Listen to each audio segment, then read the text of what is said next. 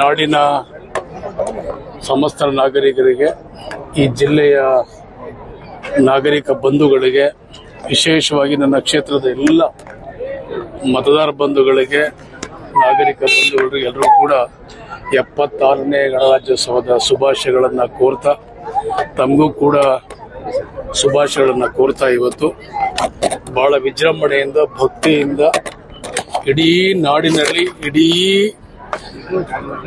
ನಮ್ಮ ರಾಷ್ಟ್ರದಲ್ಲಿ ಇವತ್ತು ಈ ಒಂದು ರಾಷ್ಟ್ರ ಹಬ್ಬವನ್ನು ನಾವೆಲ್ಲರೂ ಕೂಡ ಆಚರಣೆಯನ್ನ ಮಾಡ್ತಾ ಇದ್ದೀವಿ. ಎಲ್ರಿಗೂ ಶುಭ ಕೋರ್ತೇನೆ. ಇವತ್ತು ತಾವು ನನಗೆ ಈ ಪ್ರಶ್ನೆ ಕೇಳ್ತಾ ಇದ್ದೀರಿ.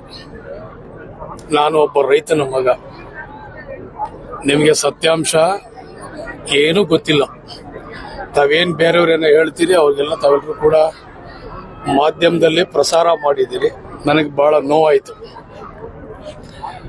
ನೋಡಿ, ಅದ್ಯಾರೋ ಒಬ್ರು ಸಾಹುಕಾರ ಜಮೀನ್, ಅದು ಅಚ್ಚಲ್ ನವಾಬ್ ಜಾನ್ ಅಂತ ಒಬ್ರು ಸಾಹುಕಾರ ಇರ್ತಾರೆ. ಅವ್ರಿಗೆ ಸಾಹುಕಾರ ಅಂತಾನೆ ಒಂದು ಬಿರುದು. ಅಚ್ಚಲ ಸಾಹುಕಾರ ಅಂತ ಹೇಳಿದ್ರೆ ಸುಮಾರು 500 ಎಕರೆ ಜಮೀನ್ದಾರರು.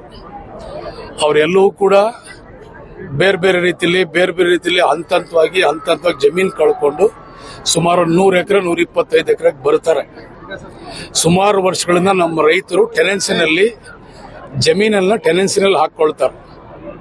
ಆ ಟೆನೆನ್ಸಿನಲ್ಲಿ ಟ್ರಿಬ್ಯುನಲ್ ಅಲ್ಲಿ ಅವ್ರಿಗೆಲ್ಲರೂ ಕೂಡ ಆರ್ಡರ್ಸ್ ಆಗಿರ್ತದೆ. ಇದು 1987ರ ವಿಷಯ. ಇದು ಆವಾಗ ನಾನು ಇನ್ನೂ ವಿದ್ಯಾರ್ಥಿ ಆಗಿದ್ದೆ ಅಂತ ಕಾಣ್ತದೆ. ನಾನು ಅಂತ ಸಂದರ್ಭದಲ್ಲಿ ಸರ್ಕಾರವೆಲ್ಲರೂ ಕೂಡ 10 ಗುಂಟೆ 20 ಗುಂಟೆ 1 ಎಕರೆ ಅವರೆಲ್ಲರೂ ಕೂಡ ನಿಯಮ ಪ್ರಕಾರವಾಗಿ, ಕಾನೂನು ಪ್ರಕಾರ ಅವರೆಲ್ಲರೂ ಕೂಡ ಗ್ರಾಂಟ್ ಮಾಡ್ತಾರೆ.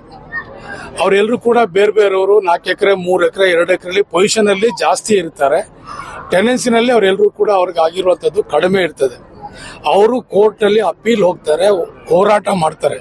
ಆದ್ರೆ ಕೋರ್ಟ್ ಒಂದ್ಸಲ ಟ್ರಿಬ್ಯುನಲ್ ಏನ್ ನಿಮ್ಗೆ ಟೆನೆನ್ಸಿನಲ್ಲಿ ಆಗಿದೆ ಅಷ್ಟೇ ಕೊಡೋದು ಅಂತ ಹೇಳಿ ಒಂದ್ಸಲ ಆರ್ಡರ್ ಮಾಡ್ತಾರೆ, 2 ಸಲ ಆರ್ಡರ್ ಮಾಡ್ತಾರೆ, 3 ಸಲ ಆರ್ಡರ್ ಮಾಡ್ತಾರೆ.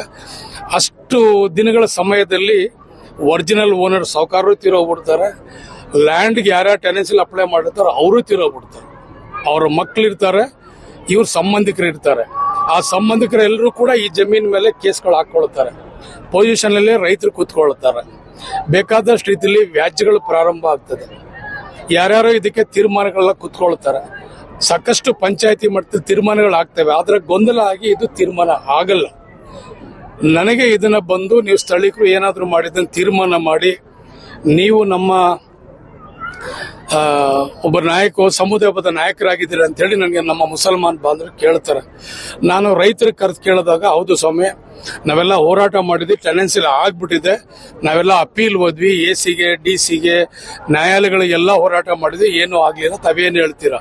ನಾನು ಜಮೀನವ್ರಿಗೆ ಮತ್ತೆ ರೈತರಿಗೆ ಎರಡಿಗೂ ಕೂಡ ಕೂರಿಸಿ, ಸೊ ಇನ್ನೊಂದಷ್ಟು ಜಮೀನು ಅವ್ರಿಗೆಲ್ಲ ಬಿಟ್ಕೊಡೋ ರೀತಿನಲ್ಲಿ ಮಾಡಿ ಅವರೆಲ್ಲರೂ ಕೂಡ ಇವತ್ತು ಫಾರಂ 10 1987ರಿಂದ ಹೋರಾಟ ಮಾಡಿದಂಥದ್ದು. ಇವತ್ತು ಅವ್ರಿಗೆ ಫಾರಂ 10 ಇಶ್ಯೂ ಮಾಡಿಸಿ ಲಾಯರ್ಗಳ ಮುಖಾಂತರವಾಗಿ, ಕಾನೂನು ಪ್ರಕಾರವಾಗಿ ಅವರೆಲ್ಲರೂ ಕೂಡ ಇವತ್ತು 10 ಗುಂಟೆ ಇದ್ದವ್ರಿಗೆ ಇನ್ನೊಂದು 10 ಗುಂಟೆ ಸೇರಿಸುವಂತದ್ದು, 20 ಗುಂಟೆ ಇನ್ನೊಂದು 20 ಗುಂಟೆ ಜಾಸ್ತಿ ಮಾಡುವಂತದ್ದು, ಅವ್ರೆಲ್ಲರೂ ಕೂಡ ಸಮಾಧಾನ ರೀತಿಯಲ್ಲಿ ಎಲ್ಲ ಕೂಡ ಮಾಡಿ ಇವತ್ತು ನಾವು ಅವ್ರಿಗೆ ಹಕ್ಕು ಬರೋ ರೀತಿಯಲ್ಲಿ ಅವ್ರು ಏನ್ ಹೇಳಿದ್ರು, ರೈತರು ಏನ್ ಒಪ್ಪಿಗೆ ಕೊಟ್ಟಿದ್ದಾರೋ ಆ ಪ್ರಕಾರವಾಗಿ, ಕಾನೂನು ಪ್ರಕಾರವಾಗಿ ನಾವು ಮಾಡಿದ್ದೀವಿ. ಇದರಲ್ಲಿ 19 ಜನ ಒಪ್ಪಿಗೆ ಕೊಟ್ಟಿದ್ದಾರೆ.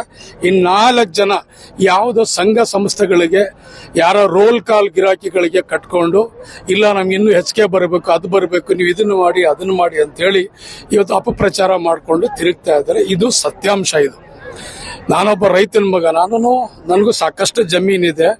ನಾನು 106 ಎಕರೆ ಜಮೀನು ಹೊತ್ತವನು. ನಾನು ಜಮೀನ್ಗೆ ಹೋಗ್ಲಿಲ್ಲ. ಈ ಒಂದು ವ್ಯವಸ್ಥಿತವಾಗಿ ಮಾಡಬೇಕು, ಕಾನೂನು ರೀತಿಗೆ ಎಲ್ರಿಗೂ ನ್ಯಾಯ ದೊರಕಿಸ್ಕೊಡ್ಬೇಕು ಅಂತ ಹೇಳಿ ನಾನು ಮಾಡಿದ್ದೀನಿ. ಇನ್ನೊಂದು ಅದರಲ್ಲಿ ಏನಿದೆ ಅಂತ ಹೇಳಿದ್ರೆ, ಒಂದು ಊರಿದೆ, 265 ಸರ್ವೆ ನಂಬರ್ ಏನೋ, ಅದ್ರ 9 ಎಕರೆ ಜಮೀನಲ್ಲಿ ಊರಿದೆ. ಆ ಊರು ಅವ್ರಿಗೆ ಯಾರಿಗೂ ಕೂಡ ಹಕ್ಕುಪತ್ರ ಆಗಿಲ್ಲ. ಹಕ್ಕುಪತ್ರ ಮಾಡಿಕೊಡುವಂತವ್ರು ಈಗಾಗಲೇ ತೀರೋಗ್ಬಿಟ್ಟಿದ್ದಾರೆ. ಅವ್ರ ಸಂಬಂಧಿಕರೆಲ್ಲ ಕೇಸ್ಗಳು ಹಾಕೋಬಿಟ್ಟಿದ್ದಾರೆ. ರೈತರಲ್ಲಿರೋ ಊರಲ್ಲಿ ಏನ್ ಹೇಳ್ತಾ ಇದ್ದಾರೆ ಅಂತ ಹೇಳಿದ್ರೆ, ಸ್ವಾಮಿ, ಇವರು 100 ಜನ ಇದ್ದಾರೆ, 100 ಜನ ಬಂದು ನಮ್ಗೆ ಖಾತೆ ಕಂದ ಕಟ್ಟಿ ನಮ್ಗೆ ಈ ಸೊತ್ತು ಮಾಡ್ಕೊಡಲ್ಲ, ನೀವು ಒಬ್ಬರೇ ಏನಾದರೂ ಮಾಡಿ ಬರ್ಸ್ಕೊಂಡು ಇವರು ನಮಗೆ ಏನಾದರೂ ಮಾಡಿ ನಮಗೆ ಹಕ್ಕು ಪತ್ರ ನಮಗೆ ಕಾನೂನು ಪ್ರಕಾರ ನಾವಿರುವಂಥ ನೆಲೆನ ಒಂದು ನೆಲೆಯಾಗಿ ಮಾಡಿಕೊಡಿ, ನಮಗೆ ಒಂದು ಸೂರು ಕಟ್ಬಿಟ್ಟಿದ್ದೀನಿ, ನಾವು ವರ್ಷಾನುಗಟ್ಟಲೆ ಇದ್ದೀವಿ ಅಂತ ಹೇಳಿದ್ದಾರೆ. ಅವರ ಒಂದು ಮಾತಿನ ಮೇಲೆ, ಅವರ ಒಂದು ಬದ್ಧತೆ ಮೇಲೆ, ಅವರ ಒಂದು ಹೇಳಿಕೆ ಮೇಲೆ ನಾನು ನನ್ನ ಹೆಸರು ರಿಜಿಸ್ಟರ್ ಮಾಡ್ಕೊಂಡು ಈಗಾಗಲೇ ನಾನು ಇಒಗೂ ಹೇಳಿದ್ದೀನಿ, PDO ಹೇಳಿದ್ದೀನಿ, AC ಸಾಹೇಬ್ರಿಗೂ ನಾನು ಹೇಳಿದ್ದೀನಿ. ಈ ರೀತಿ ಊರಿದೆ, ಕಾನೂನು ಪ್ರಕಾರವಾಗಿ ಅವ್ರಿಗೆ ಈ ಸೊತ್ತು ಖಾತೆ ಮಾಡಿ ಫ್ರೀ ಆಗಿ ಅವ್ರಿಗೆಲ್ಲರೂ ಕೂಡ ಯಾರ್ಯಾರು ಪೊಸಿಷನ್ ಇದ್ದಾರೆ ಅವ್ರಿಗೆಲ್ಲ ಕೂಡ ಅವ್ರಿಗೆ ಕೊಡಿ ಅಂತ ಈಗಾಗಲೇ ನಾನು 1 ತಿಂಗಳ ಹಿಂದೆನೆ ನಾನು ಹೇಳಿಬಿಟ್ಟಿದ್ದೀನಿ. ಈಗಾಗಲೇ ಸರ್ವೆ ಕೂಡ ಮಾಡಿಬಿಟ್ಟಿದ್ದಾರೆ. ಇದರಲ್ಲಿ ಯಾವುದೇ 1 ಇಂಚು ಲೋಪ ದೋಷ ಮತ್ತೊಂದು ಮೋಸ ಯಾವುದೂ ಇಲ್ಲ. ಯಾರೋ ಖಾಲಿ ಪೋಲಿ ರೋಲ್ ಕಾಲ್ಗೋಸ್ಕರವಾಗಿ ಸಂಘ ಸಂಸ್ಥೆಗಳು ಅಪಪ್ರಚಾರ ಮಾಡ್ಕೊಂಡು ತಿರುಗ್ತಾ ಇದ್ದಾರೆ. ಈಗಾಗಲೇ ಲೋಕಾಯುಕ್ತಕ್ಕೆ ರೈತರೆಲ್ಲ ಬಂದು ಯಾರ್ಯಾರು ಟೆನೆನ್ಸಿಯಲ್ಲಿ ನಿಜವಾಗಲ್ಲಿ ಕೂತಿ ತಗೊಳ್ತಾ ಇದ್ದಾರೆ ಅವರೇ ಬಂದು ಖುದ್ದಾಗಿ 18 ಜನ ಹೇಳಿದ್ದಾರೆ. ಇನ್ನೂ 2 ಜನ ಬೆಳಗ್ಗೆ ಫೋನ್ ಮಾಡಿದ್ರು ನನಗೆ, ನಾವು ಬರ್ತೀವಿ ಸ್ವಾಮಿ, ನಮಗೂ ಅಷ್ಟೇ ಏನೋ ಮಾಡಿ ನಮಗೂ ಕೂಡ ಹಕ್ಕನ್ನ ಕೊಡಿಸ್ಬಿಡಿ ಅಂತೇಳಿ ಅವರು ಹೇಳಿದ್ದಾರೆ. ಇನ್ನು ಉಳ್ಕೊರೆ 2-3 ಜನ ತಿಳ್ಕೊಳ್ತಾರೆ, ಅವರು ಬಂದ್ರೆ ಅವ್ರಿಗೂ ಕೂಡ ಏನಿದೆ ಅದ್ರ ಸತ್ಯಾಂಶದ ವಿಷಯನ ಅರಿವು ಮಾಡ್ಕೊಂಡು ಅವ್ರು ಎಲ್ಲರೂ ಕೂಡ ಇವತ್ತು ಬರ್ತಾ ಇದ್ದಾರೆ. ಯಾರು ಸಂಘ ಸಂಸ್ಥೆಯವರು ಇಂಥದ್ಕೊಂದು ಕಿಡಿಕೇಡಿಗಳು ಅವರೆಲ್ಲರೂ ಕೂಡ ಅಪಪ್ರಚಾರ ಮಾಡಿಕೊಂಡು ನಮ್ಮ ಹತ್ರನವ್ರು ಬಂದಿದ್ರು, ನಮ್ಮ ಹತ್ರ ರೋಲ್ ಕಾಲ್ಗೆಲ್ಲ ದುಡ್ಡು ಕಾಸು ಮದುವೆಗಂತ ಬಂದಿದ್ರು. ಎಲ್ಲರೂ ಕೂಡ ನಾನು ಹೆಸರು ಪ್ರಸ್ತಾಪ ಮಾಡಲ್ಲ, ನನಗೆ ಇಷ್ಟನೂ ಇಲ್ಲ. ಇದು ಸತ್ಯಾಂಶದ ವಿಷಯ, ತಾವು ಸತ್ಯಾಂಶನ ತಿಳ್ಕೊಳ್ಳಿ ಅಂತೇಳಿ ನಾನು ನಿಮ್ಗೆ ಮನವಿನೂ ಕೂಡ ನಾನು ಮಾಡ್ಕೊಡ್ತೀನಿ. ಯಾರಿಗೆ ನಾನೇ ಫ್ರೀ ಆಗಿ ಅವ್ರು ದಾನ ಮಾಡ್ಬಿಡ್ತಾ ಇದೀವಲ್ಲ, ಅವ್ರೆಲ್ಲ ಯಾರು ಇದ್ದಾರೆ ಅವ್ರಿಗೆಲ್ಲ ಖಾತೆ ಮಾಡ್ಕೊಡ್ಬೇಕಲ್ಲ. ಇವ್ರು 100 ಜನ ಬಂದು ಯಾವ ಕಾಲಕ್ಕೆ ಅವ್ರಿಗೆ ಮಾಡ್ಕೊಡ್ಬೇಕು? 1987ರಿಂದ ಅವ್ರಿಗೆ ಏನೋ ಸಿಗದೆ ಇರುವಂತದ್ದು ಈಗಲ್ಲಿ ಸಿಗ್ತದೆ.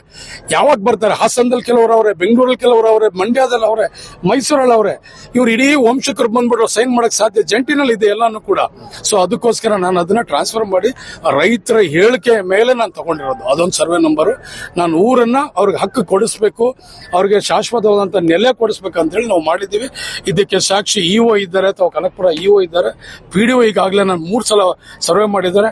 ACಗೆ ಈಗಾಗಲೇ ನಾನು ಫೈಲ್ ಕೊಟ್ಟು ಕಾನೂನು ಪ್ರಕಾರ ಇದನ್ನ ಒಂದಿನ ನೀವೇ ಇಡೀ ದಿವಸ ಅಲ್ಲಿ ಕೂತು ಅವ್ರಿಗೆ ಹಕ್ಕು ಪತ್ರ ಕೊಡಿಸ್ಬೇಕಂತ ಹೇಳಿ ನಾನು ACಗೂ ಕೂಡ ನಾನು ಮನವಿನೂ ಮಾಡ್ಕೊಂಡಿದ್ದೀನಿ. ಲೆಕ್ಕದಲ್ಲಿ 4-5 ಎಕರೆ ಲೆಕ್ಕದಲ್ಲಿ ಪೊಸಿಷನ್ ಟೆನೆನ್ಸಿ ಎಷ್ಟಾಗಿದೆ ಅಷ್ಟು ಕೊಡ್ತಾರೋ, ಪೂರ್ತಿ ಜಮೀನು ಕೊಟ್ಬಿಡ್ತಾರೋ. ಈಗ ಸ್ವಾಧೀನದಲ್ಲಿ ಎಷ್ಟಿರ್ತಾರೆ ಸರ್? ಇರ್ಲಿ ಅವ್ರಿಗೆ ಎಷ್ಟು ಕೊಟ್ಟಿದ್ದಾರೆ, ಕಾನೂನು ಪ್ರಕಾರ ಎಷ್ಟು ಕೊಟ್ಟಿದ್ದಾರೆ, ಕಾನೂನು ಪ್ರಕಾರ ಎಷ್ಟು ಕೊಟ್ಟಿದ್ದಾರೆ ಅಷ್ಟೇ ತಾನೇ ಕೊಡ್ಬೇಕು. ನಮಗೆ ಕೋರ್ಟ್ ಡೈರೆಕ್ಷನ್ ಇರೋದೇನು, ಲ್ಯಾಂಡ್ ಟ್ರಿಬ್ಯುನಲ್ ಅಲ್ಲಿ ಅದನ್ನ ಬಗೆಹರಿಸ್ಕೊಳ್ಳಿ, ಅಲ್ಲೋಗಿ ಸರ್ವೆ ಮಾಡಿ ಪರಿಶೀಲಿಸಿ ಆ ನಂತರ ಅಲ್ಲಿ ಏನ್ ಪೊಸಿಷನ್ ಕೋರ್ಟಲ್ಲಿ ಕರೆಯಾಗಿ ಓದ್ಕೊಬಿಡಿ ಎಲ್ಲಾನು ಸರಿಯಾಗಿ ಅರ್ಥ ಮಾಡ್ಕೊಂಡು. ನಿಮ್ಗೆ ಟೆನೆನ್ಸಿ ಎಷ್ಟು ಕೊಟ್ಟಿದ್ದಾರೆ ಅಷ್ಟೇ ಕೊಡೋದು ಜಮೀನು ಎಲ್ಲರಿಗೂ. ಫ್ರೀ ಆಗಿ ಯಾರು ಕೊಡಲ್ಲ.